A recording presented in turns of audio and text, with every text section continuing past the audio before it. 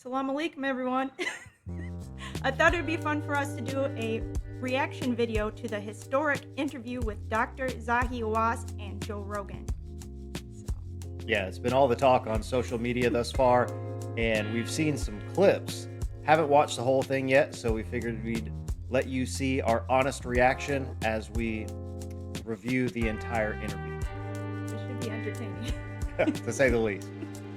All right, let's go. Let's go.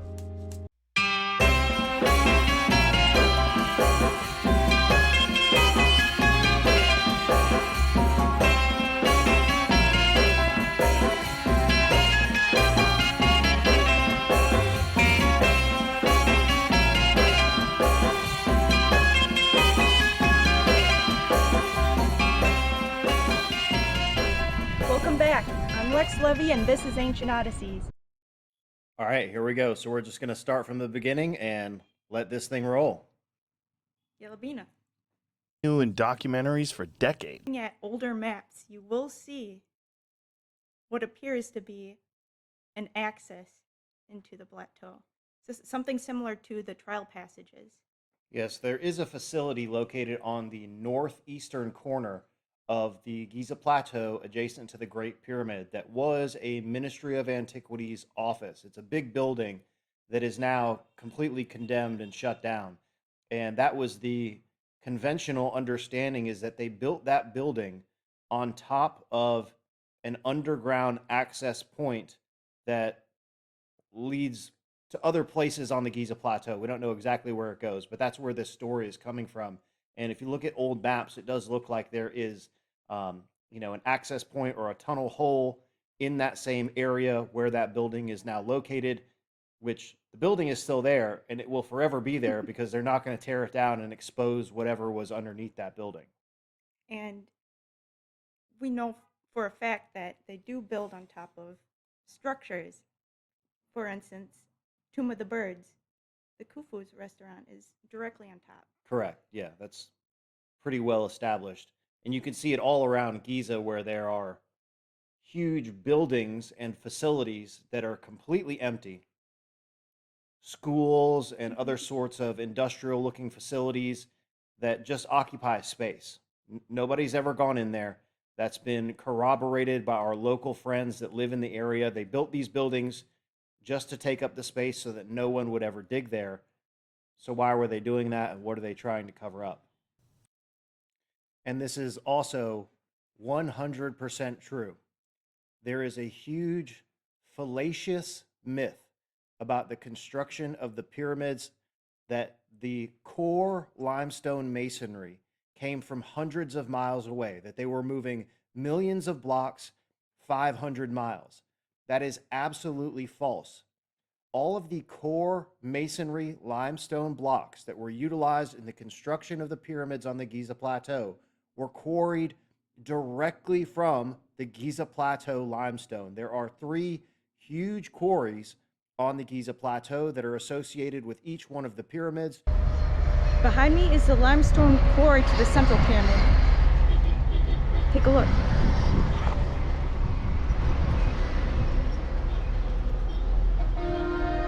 We have literally been inside of these and physically documented where these quarries are located on the Giza Plateau. They know that the stones were quarried from the limestone bedrock and moved right into the body, the core masonry of the pyramid. They're very efficient. And with the exception, and I'm sure he's going to get to this, like he said, the Tura limestone came from the east bank of the Nile River, the other side of the river, not too far away, but it certainly wasn't moved hundreds of miles. So the Tura limestone was used for the casing stones. So we have 2 different types of construction material here. You have the core limestone masonry, which is limestone quarried bedrock. Then you have Tura limestone, which came from a quarry on the east side of the Nile River in still the modern Cairo area, so not too far from the Giza complex. The only stones that came hundreds of miles were the red granite, which that did come from quarries in Upper Egypt, Aswan area. So that's a huge misconception that he's actually correct on this. There are quarries on the Giza Plateau where the limestone blocks were quarried directly from the bedrock and moved right into the construction. There's blatant evidence of this on the northern side of the central pyramid, where there is literally a quarry where they excavated the bedrock down, and you can see the stones still in place. I've also shown evidence on my channel of the Menkaure Ra, the final pyramid quarry, where there's literally stones in situ in the process of being quarried out of the bedrock that were being moved right into the pyramid construction. So that's a huge myth that he's actually correct on this. And it's also fallacious that the entire pyramid is made out of hewn stones. Correct, yes. They're backfilled with rubble. And Yeah, so the interior blocks are not perfect squares. The only stones that were finished were the exterior casing stones. The interior stones are all rough cut. Not a single one of them is a perfect square, and none of them are the same size. They took them out raw and they stuck them in there in a rough state. None of the interior stones are finished. Correct. Of the pyramid to be. So he's talking about the word there that he uses, the Mokattam formation, which is it's literally the title for the Giza plateau outcrop, the Mokattam formation. And it's a tiered formation. And what he's describing here is the utilization of the limestone bedrock for the core of the structure. So he's saying that there's a 28-foot core of bedrock that they left intact, that is the core of the pyramid, which is also architecturally and archaeologically 100% accurate statement. There's a mound of bedrock that is the core of all of the pyramids on the Giza plateau. This makes a lot of sense from a construction standpoint for stability, also from a materials management perspective. If you can use the bedrock that's already there, you use less cut stone. So leaving a huge mound in the middle significantly reduces the amount of stones that you have to put in that area. It also increases the stability and longevity by anchoring the structure directly into the bedrock. So that's true. The Mokattam formation is the title that he just used. so like a sockle. And you can see evidence of the bedrock mound on the northwestern corner of the central pyramid. It's exposed. Yeah, so there are two places on the northeastern corner of the Great Pyramid. The cornerstone at the base is actually bedrock. You can see where the bedrock comes up and forms the northeastern cornerstone of the Great Pyramid. And then on the northwestern side of the Central Pyramid, it is also completely bedrock, where they left a huge piece of bedrock intact that it's called a sockle or an anchor piece, where they just built upon the bedrock that was already there. So this is also correct from an archaeological and architectural standpoint. So Lex was just saying that in all of our expeditions to the Giza Plateau, we've never seen or heard of any evidence of a ramp. I can't even think of an area on the Giza Plateau, because he's saying that they excavated from the quarry site to the southwestern corner of the pyramid. For instance, the Great Pyramid's southwestern corner, there's shafts and mastabas. Yeah, there is nowhere on the Giza Plateau that evidence of this ramp still exists.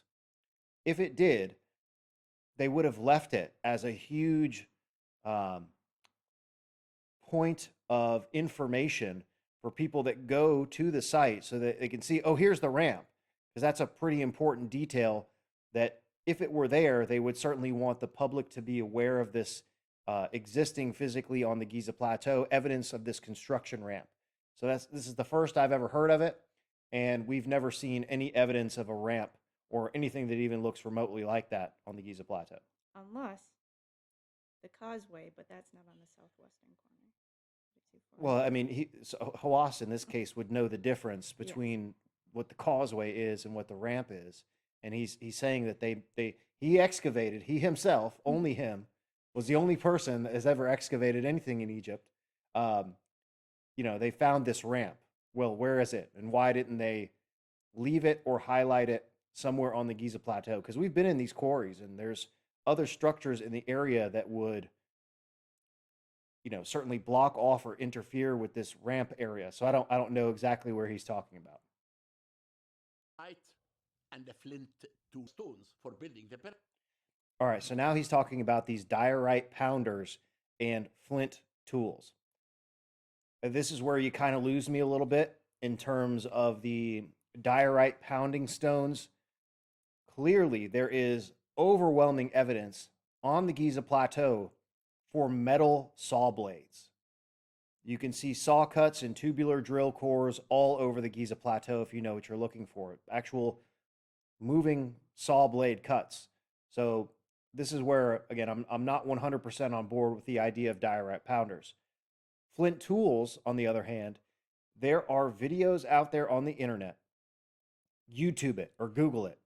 Flint tools working granite, where guys have done experiments using flint tools to carve granite. It is 100% possible. You may not believe it, but do your own independent research. Google it. I challenge you. If you doubt that statement, Google it. Flint tools carving granite. There are experiments that have been done where it is absolutely possible. And there's evidence of flint tools all over these ancient sites. Flint abounds naturally. Yeah, it's all over Egypt. Now, is this later in the dynastic period where they were using more primitive flint tools? I think that's most likely the case because clearly they had metal tools. Again, I don't believe that the pyramids were built during the conventional Fourth Dynasty explanation in terms of the Giza Plateau pyramids, but going by the conventional dating, they had metal tools in the Fourth Dynasty, and they were cutting these stones with metal tools. I don't think the diorite pounders they weren't excavating these things from the ground using diorite pounders, nor were they finishing the stones with diorite pounders, because there's clear evidence of fairly sophisticated metal tools and cutting devices all over the Giza Plateau and other pyramid sites like Abu Sir, which is 5th Dynasty. So during the time of pyramid building, they had metal tools, for sure. They weren't using diorite pounders. Absolutely, they had iron. Well, Parts of your course, iron of course, veins of you course see they did. all over the plateau. Again, he's already mentioned iron several times. There are iron tools in the Old Cairo Museum. They don't have a date on them, but there are iron tools in the Old Cairo Museum, and they certainly would have known about this metal. There's huge deposits of iron on the Giza Plateau, so they knew about iron for sure. And huge metal components. So, for example, when we were in Abu Sir, we saw all these tubular drilled hinge components and these door hinges in the ground. Yeah. Huge pieces of metal. Look at these pieces of metal where there could have been scaffolding fitted in here. All of these are metal implements. So look at the different configurations and how complicated some of these metal components are. Some of these would have fit into the top of a staff. Other of these are construction pieces. This looks like, a piece of a scaffolding, or one thing went in here, one thing went in here. So all sorts of metal construction equipment. I love these pieces because you can really get a sense of what some of these temples would have been like originally, because it would have been plated with gold and copper and bronze, and all of these metals were a part of these stone constructions. So you would have had, metal pyramidion there. Yep. The casing people were building houses. Valley Temple. Yeah. So Nazla El Saman village is the local Giza neighborhood. And I'm pretty sure he's going to talk about this now, is how they literally built this entire neighborhood on top of the area where the Khufu Harbor and Khufu Valley Temple was once located. We've done this on-site expedition to the lost causeway of the Great Pyramid, where the causeway comes down in a northeastern direction off of the plateau into the local neighborhood, and then the causeway disappears underneath the local neighborhood because they built on top of the entire thing and have completely buried all of the ancient ruins of the Khufu Harbor, the Khufu Valley Temple, and the rest of the causeway. And all of the locals there have said that they have tunnels and underneath the homes where they go in these tunnels, and there's ancient cut stones and finished pieces of buildings, and all of these ancient ruins are still underneath this local neighborhood.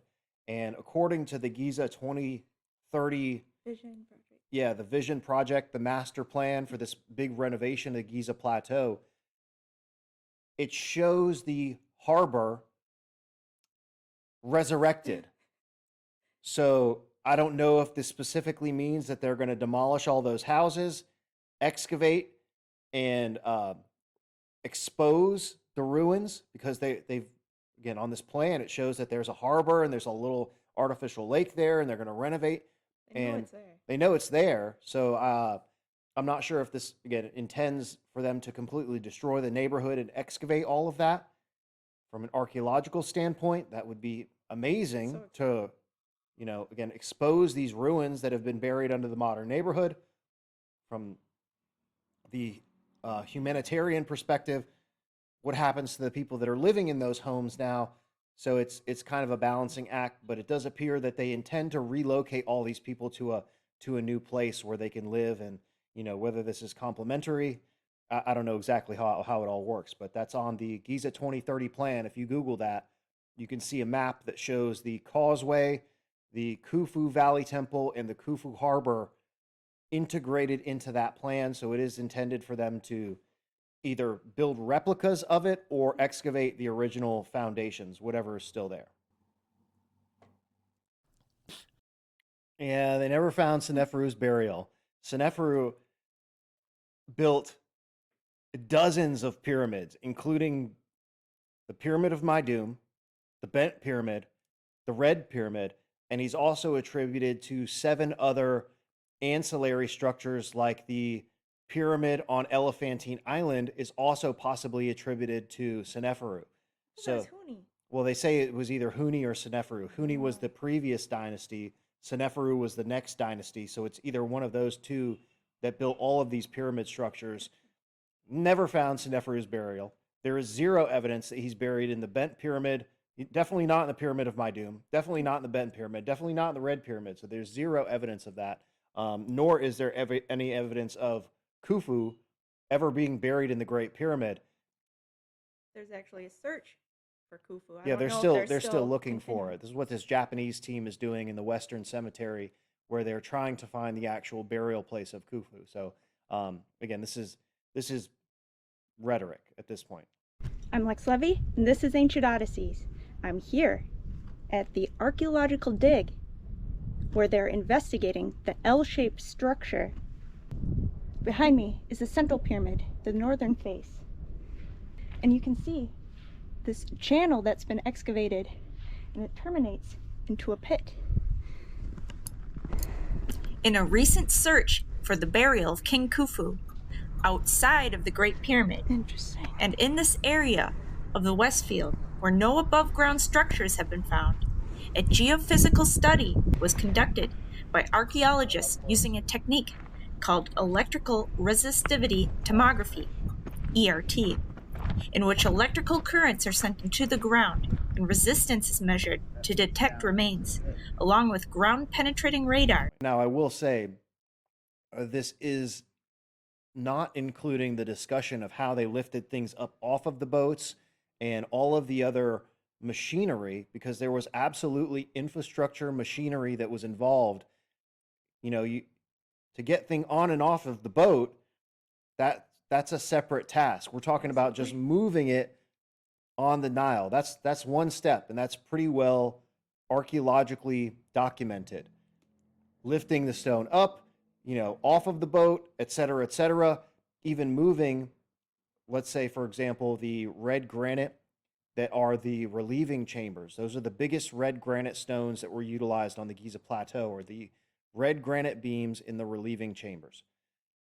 Getting those off of the boat onto the Giza Plateau and up into the core of the structure, that's a whole nother task that involves cranes and other sorts of equipment that we don't really have a good answer for. So again, I don't want to sit here and say that we're just agreeing with everything that Zahi Hawass says, because that's absolutely not the case. He is presenting some factual information regarding the construction, the logistics, the sourcing of the materials, but there's also sort of an unexplained part of the story that he's not been addressing thus far. And there is no way to address it because there is no evidence of how they actually did this.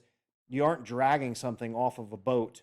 You have to lift it up off of the boat and then over onto the dock. So that in and of itself requires something, most likely a gantry crane, where the boat pulled into the middle of a gantry crane type apparatus where the stone could be lifted up and then moved over onto the dock or wherever they were going to move it from there. So it's Google gantry crane. So there's all sorts of equipment that would have been involved in the process as well. Okay. Then All right, so he's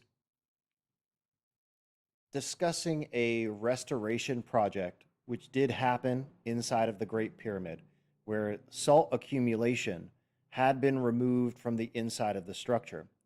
There was also discovered before this happened, they found evidence of salt accumulation inside of the Queen's Chamber and Grand Gallery during the original excavations. There's numerous different time periods where renovations, cleaning, he's again talking about mechanical removal. They did the same thing in the Central Pyramid, where the salt accumulation from the inside of the Central Pyramid was also mechanically removed off the walls. They also removed most of the evidence of the original plaster that was coating the walls inside of the Central Pyramid during one of these restoration projects. Now, he's also further going on to say, he's talking about the German team and the Jetty robot, where I believe now he's talking about when they put it in the northern and southern shaft of the King's Chamber, which it was already well known that those went to the outside. And I'm pretty sure the fan in there was installed in the 70s. And that's how he's addressing the moisture. Yeah, so again, Hawass has been around for a long time, and he may have been It's still possible. in that position in the 70s. Or lazy. So it's what, 2025? He said he's been doing this for 60 years. I don't know. Okay. That may be a little before his time. But there is some ventilation. It doesn't work, and it's never been turned on ever. I've never seen it. So we won't get into all the theories and all that other stuff that I do on my channel here. The point of this is just to get our reaction to this entire interview. And I will say it's actually pretty good. There was a lot of criticism that was floating around online about this, and everybody's all up in arms. But it's actually been a pretty good interview. Yeah, I enjoyed it a lot. Yeah, obviously there's some propaganda mixed in, but It's to be expected. Joe has been very patient and Great questions. thorough with his questions. Zahi Hawass has answered, for the most part, all of the questions that are proposed. Obviously, there's some things that he doesn't have the answer to because we don't know. Specifically, Joe was asking him what type of machines were used to lift the stones. Again, exactly what I was saying with gantry cranes and this other mechanisms of lifting and moving the stones, which Hawass always goes back to the sledges. You cannot use a sledge to drag a huge stone off of a boat. Period. That's not how it's going to work. You have to lift it up because there's going to be, railings and all this other stuff on the boat. There certainly could be a, plank that you could, lower the sides and have the plank and the stone goes down. Again, we don't know the configuration of these boats because I've never found them. But there were certainly other types of, again, Hawass doesn't like the term technology because he thinks it implies super advanced modern technology, but it's simply a description of what type of equipment were they using to lift and move these stones. And I don't think sledges is the correct answer, nor do I think ramps is the answer. So we've been recording for an hour and a half now. So we'll stop for now, and I'm sure we'll they're let- going to get into the scans. We got to see that. yeah, so we know they talk about the Italian synthetic aperture radar technology, CAFRA project, and the new scans. I'm not sure where this is in the interview, but we'll let you do your magic in the editing process for what we've recorded thus far. Okay. And if you guys enjoy it and you want a part 2, let us know, and then we can do part 2 with our remaining reactions from the Joe Rogan and Zahi Hawass interview, now available on YouTube if you want to go watch the whole thing. Love it. All right. All right. All right. Leave some comments. Yeah, below. leave some comments. If you want us to do part 2, leave some comments. Let us know what you think, and we'll be be back. See you next time.